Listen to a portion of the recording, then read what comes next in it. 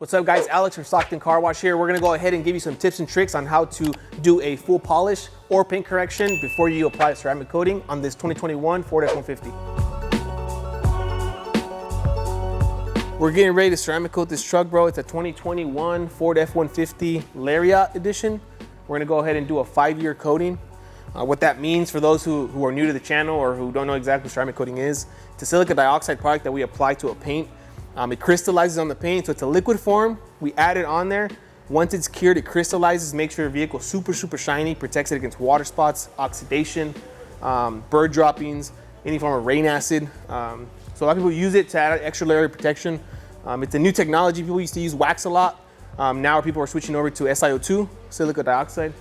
It's gonna give it that nice shine, nice glossiness to it. Now you're about to start the polish, but you actually already did the first steps, which was what? Yeah, so we started the polishing process yesterday. So what we're gonna do today, because we did it at night, now that we have a little bit more light, we're gonna go ahead and do a sun check. Before we apply the coating, we wanna make sure that it's swirl free, no swirls on there. A prep for ceramic coating, what it entails is a few things, right? If it's a new vehicle, you wanna make sure that you decontaminate the paint using either clay bar, iron decontamination, which removes the iron particles on the paint. If you feel it, the way it should feel is 100% smooth. You shouldn't feel a single bump on it, right? You shouldn't feel any bump on it. So the clay bar is gonna help you remove any particles that are stuck on there, tree sap, stuff like that, that's gonna prohibit the coating from actually adhering to the surface of the car.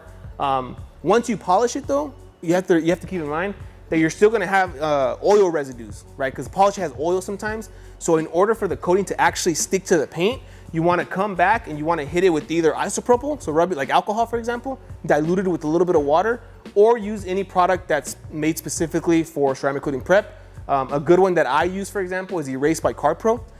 That's gonna help remove any of the oils that are left behind from the polish. And then after that, you can apply the ceramic coating.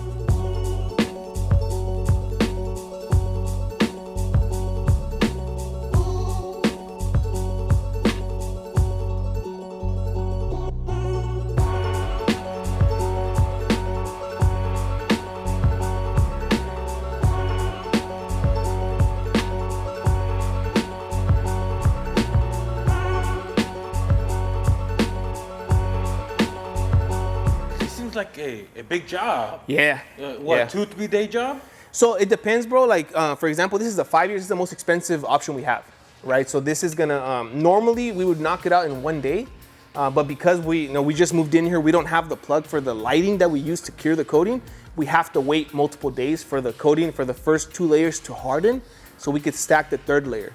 Because it almost acts like paint, right? So you have to stack it, but before you can stack it, it has to be cured or else it won't, it defeats the purpose. You're just smearing it. Got it. So this is the most expensive package. Yeah. How much is it running them? This is $3,500. 3,500? $3,500. That's a good payday. Yeah, I mean, it's a lot of work, bro. The thing is, like, I wish we would have recorded it, but yesterday we were here for 6+ hours, prepping both cars to be ceramic coated. The difference between the 5-year option, which is our most expensive one, is it includes absolutely everything. Right, so for example, it includes the headlights, every single plastic trim on the outside. It includes the wheels, and it includes the windows as well. Right, so that's top of the line. You're gonna have everything protected. We do offer more affordable options that don't include wheels, plastic trim, or windows. Hey Alex. What's up? So is this the first time you're polishing? Are you doing like a test, or you're already starting? No, I'm testing it. So on these trucks, bro, it's a little complicated because you have these plastic pillars that tend to get super swirled up. Now the thing with plastic is you have to use a specific product to be able to polish it, or else you're gonna mess up the plastic. It's not like paint where you could use compound in any kind of polish. Plastic is a little bit different. So we're trying to get as much of the swirls off as possible without damaging it. Got it. How'd you learn all this? Trial and error, man, and YouTube. Just watch videos on people who know how to do it and just kind of try it. Personally, I start on my own cars. And then you do gradually. Don't do anything crazy because you may be able to mess it up and then there's no going back from it. So pretty much don't start with a first-time client. Yeah, no. I mean, don't start with the $3,500 job because if you mess up, man, then that client's bye-bye. They're not coming back. Did you mess up when you first, even on your own car? I don't think I've ever messed up a car to a point where I can't fix it, right? But for the same reason, because I've kind of went into it gradually and kind of experimented, but responsibly, obviously. And what's the best way for someone who wants to do this to start?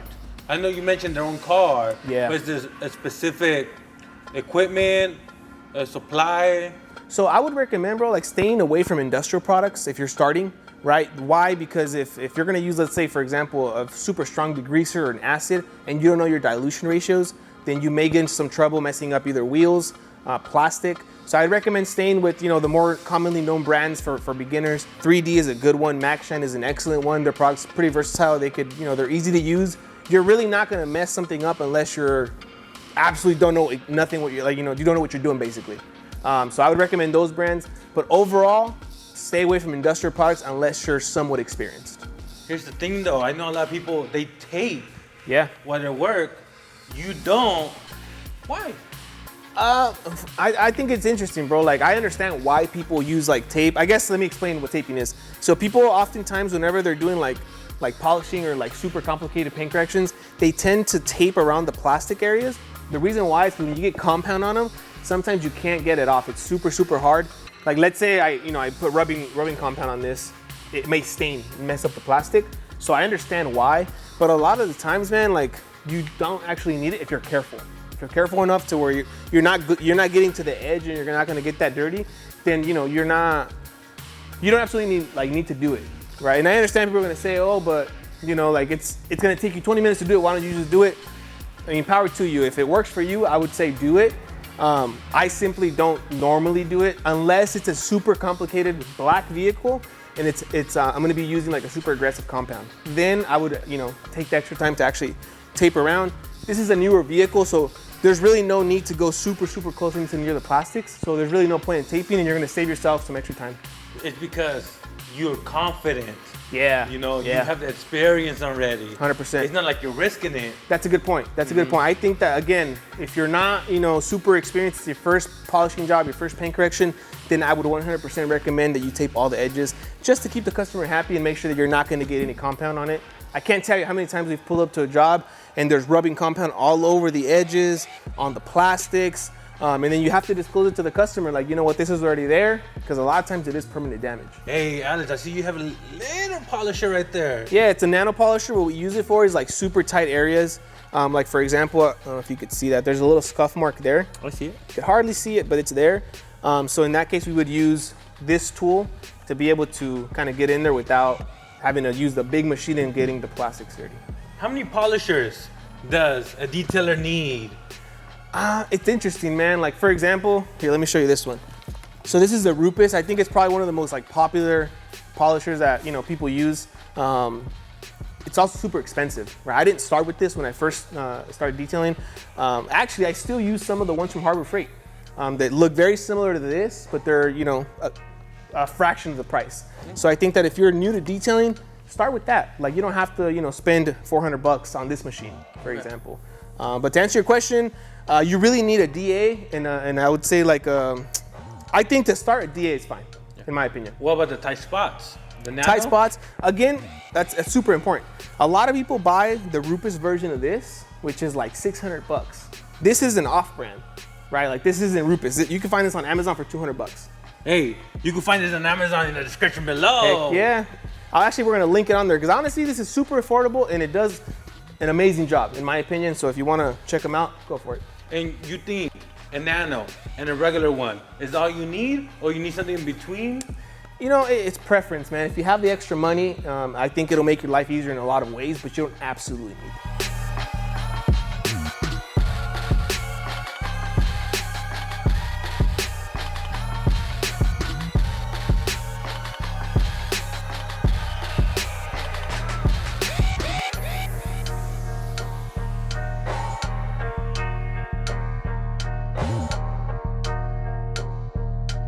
But as you can see, it didn't take the scuff mark off.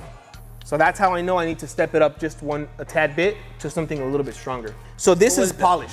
This is a non-abrasive polish. So what's above that? So then you're going to abrasive polish? Yeah. So now you're going to start getting into your low tier semi-abrasive polish, right? So for example, Car Pro Reflect is probably the one that I go to the most because it's not going to give you that compounding effect where it's going to leave it super dull. You'll still get a shine to it, but it does remove light scratches. You're trying to remove that little by little. Exactly. When do you say nah, it's not possible. Or it is possible. Yeah, so if I don't know if you can see on the camera, but if you zoom in, I always tell my customers, right, when they say, can you remove a scratch? I would always say, run your finger over it. If you feel a bump, then there's paint missing, right? So you're not gonna be able to remove that. That's what that is right there. There's some paint missing, so I'm not even gonna try to remove that part. I'm gonna aim at removing this little part here. So the last step before I can, say I can't remove it is using an ultra cut compound. Once I try that, if it doesn't get rid of it, then I'm not gonna mess with it because it's probably gonna make it worse. And that's another thing from experience. You gotta know when you can't do something. Exactly. So what we have right here, the ultra cut? Yeah, this is ultra cut. Okay. So I know people are probably gonna wonder, why is he using the same pad, right? I've used multiple products and I'm using the same pad. The reason why is because I started backwards. I started with the less aggressive, now I'm doing the most aggressive, so it doesn't matter. Now, if you started the other way around, right, and if I started with this, and then I'm getting less aggressive, then you should change your pad, because now you're gonna have the most aggressive and you're gonna smear it. That makes sense, yeah. Makes perfect sense. Yeah. That came off, but you see this little tad bit there? Yeah. That's still there, but if you run your hand over it, there's a bump, so there's paint missing on that, so I'm gonna leave it as is so that it doesn't get any worse. Hey, but it came out pretty good. Yeah, I mean, you can still see it, a little bit of it, but it's such a minor thing that if you keep going, you're probably gonna mess it up, so I would just leave it. Yeah, so the polishing is 100% complete. We did a walk around with the light, making sure that all the swirls are gone. So what we're doing next is we're using Erase by CarPro to remove any of the polish residue, oils that are left on the paint.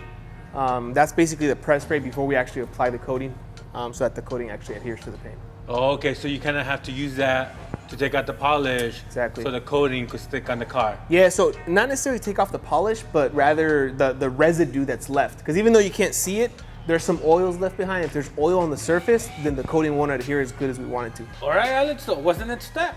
All right, so now we're actually gonna begin the coating process. We've already decontaminated, polished, removed oils. Now we're getting ready to actually begin the ceramic coating process. It's pretty simple. The hardest part, again, is prepping the vehicle. So we're gonna go ahead and use this little pad provided by CarPro with the clean little towel that you kind of attach on there. And this is the product we're using, is CarPro Sea Quartz 3.0. And we're gonna go ahead and begin by priming the pad like this. There's a lot of people who count the drops you put on there.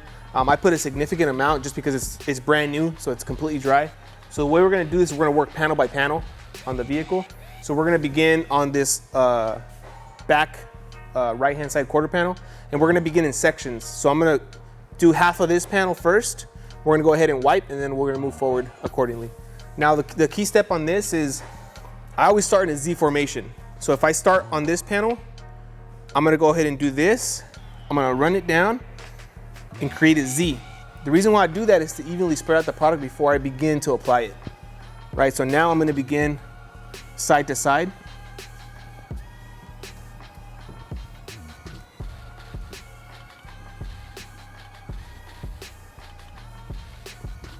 Make sure you evenly spread the product out.